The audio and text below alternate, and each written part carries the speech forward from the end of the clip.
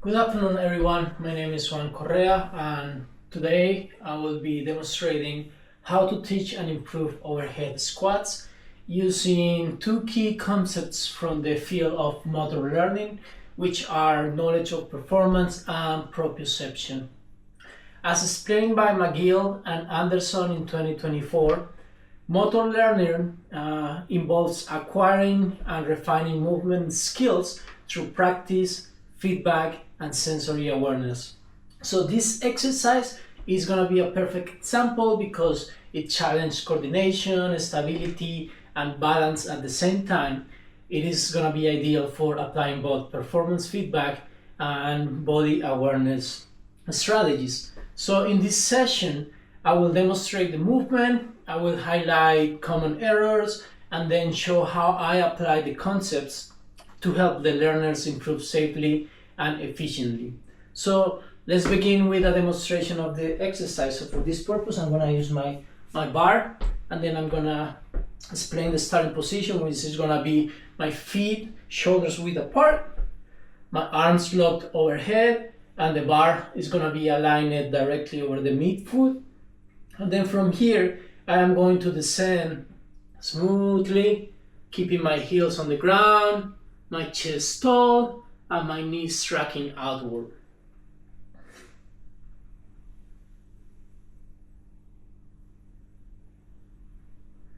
So that is a properly coordinated overhead squat, stable all the way from the ground up.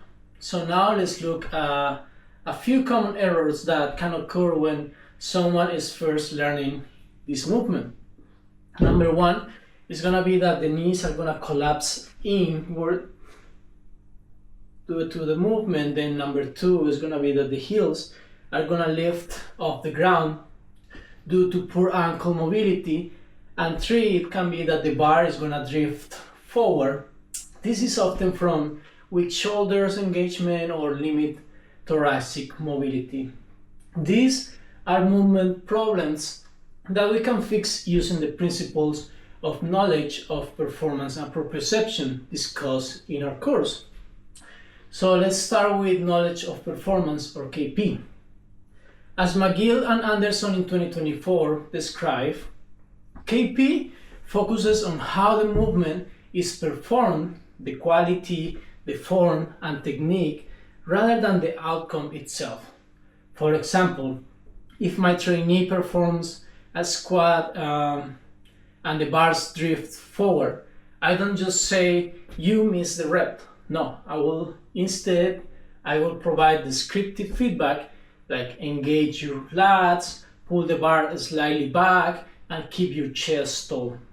Those cues are going to target the movement pattern, not just the results. According to Schmidt and Lee, this type of descriptive feedback accelerates the skill refinement during the associative learning stage. This is by directing attention to the most relevant aspect of the movement. Another way to apply KP is through visual feedback. So as I am demonstrating the exercise, I might use a mirror or video replay so the learner can see what went wrong and immediately adjust. So immediate specific feedback like this enhances the error connection and can build also more stronger movement consistency. So the key idea was explained and emphasizing Fitts and Posner's stages of learning, that the early learners depend heavily on external feedback, and over the time, as movement becomes more automatic, they rely less on external feedback and more in intrinsic feedback, which brings us to our next concept, proprioception. So proprioception is our body's ability to sense its position and movement between the visual cues. In little words, it's our built-in awareness system. According to Shiyohara and colleagues in 2023, proprioceptive feedback plays a vital role in retaining movement information and fine-tuning coordination. To improve proprioceptive control during the overhead squat, I will be using several effective drills. So for this purpose, I will request the learner to remove his shoes, and the next step is going to be perform a barefoot squat. So this barefoot squat is going to increase the sensory feedback through the feet, helping the athlete to feel the weight distribution and the pressure points. Another cue is going to be slow tempo squats. Moving slowly will allow the learner to sense the joint alignment, the muscular tension through every single motion. And number 3, I'm gonna request the learner to close his eyes and perform overhead holds, which, removing the visual input, might forces the body to rely entirely on internal awareness. So research by Van Breda in 2017 also shows that enhancing proprioceptive feedback through sensory challenges improves the motor control and balance across every sport. During these drills, I am gonna ask my trainee questions like, can you feel your core stabilizing? Is your weight even between both feet? Where do you feel the most tension? These questions connect the intrinsic feedback with movement awareness, training the nervous systems to self-correct.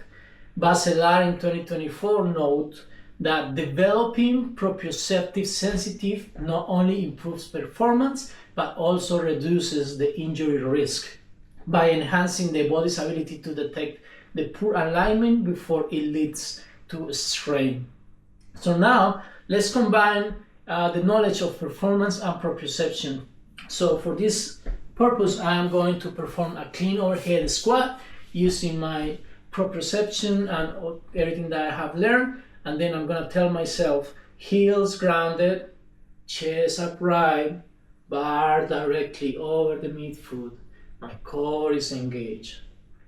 And as I am moving, I am applying external feedback from KP, focusing on the form and the alignment, while simultaneously using internal feedback from proprioception to sense the stability and the balance.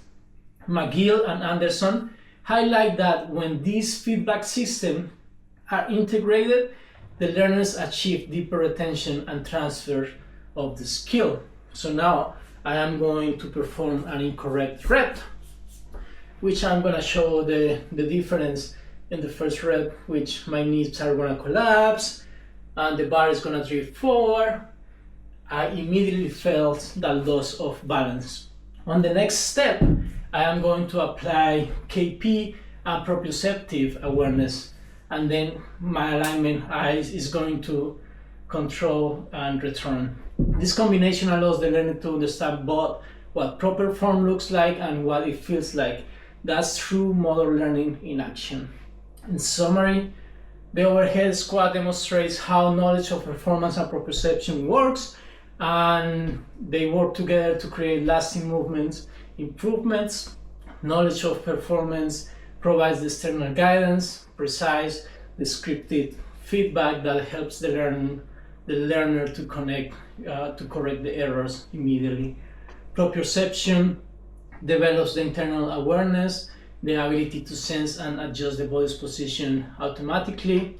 And Schmidt and Lee in 2019 explained that combining the external and internal feedback systems can accelerate the transition from the cognitive stage of learning to where the movement is effort unconscious to the autonomous stage where motion becomes efficient and automatic. This approach applies not only to athletes but also to rehabilitation and military fitness programs where coordination, balance, and efficiency are essential for performance and injury prevention. Thank you for watching, and remember, effective coaching isn't just about telling someone what to do, it's about teaching them how to feel and understand the movement. Thank you.